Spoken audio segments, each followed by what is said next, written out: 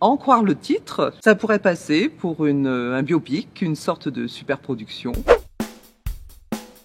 Et de fait, si on observe l'histoire de cette pièce, eh bien, on peut considérer que c'est en quelque sorte le choc de deux titans. D'un côté, Bertolt Brecht, un des plus grands auteurs du XXe siècle, théoricien de son art, et de l'autre, bien sûr, Galileo Galilei, qui est le père de la physique moderne, qui est aussi la figure emblématique de la laïcité militante, puisque on sait qu'il fut contraint de se rétracter devant l'Inquisition alors qu'il avait prouvé le système de Copernic.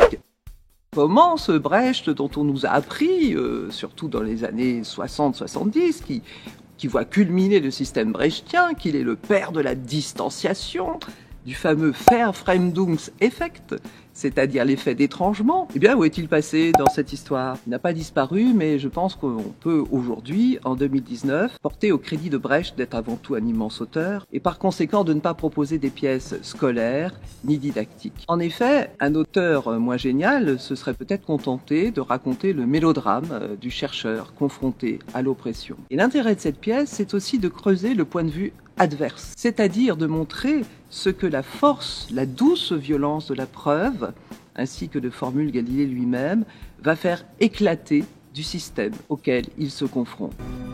Eh bien, cette preuve va faire véritablement voler en éclats l'ancien système, le système de Ptolémée, les argumentations d'Aristote, pour lesquelles l'homme est au centre de l'univers. La misère humaine, disent plusieurs personnages ecclésiastiques dans la pièce, peut être supportée à condition que l'homme soit au centre de l'univers. Si on lui enlève cette place centrale, eh bien, que va-t-il rester? Donc, ce n'est pas une attaque contre la religion, mais c'est à coup sûr une attaque contre l'opium du peuple, la fin de la théologie médiévale, à partir de laquelle, eh bien, évidemment, la conception du monde, chrétienne notamment, va devoir se reconstruire. Au fond, on peut dire que cette pièce, l'affronter, c'est en quelque sorte, pour un metteur en scène, continuer à montrer qu'elle nous regarde, au double sens du terme, qu'elle nous concerne, et puis qu'elle nous observe, c'est-à-dire que nous n'avons pas à effectivement être dans un confort qui consisterait à considérer que ces choses-là sont anciennes et ne nous parlent plus. Une des phrases les plus célèbres de la pièce. Celui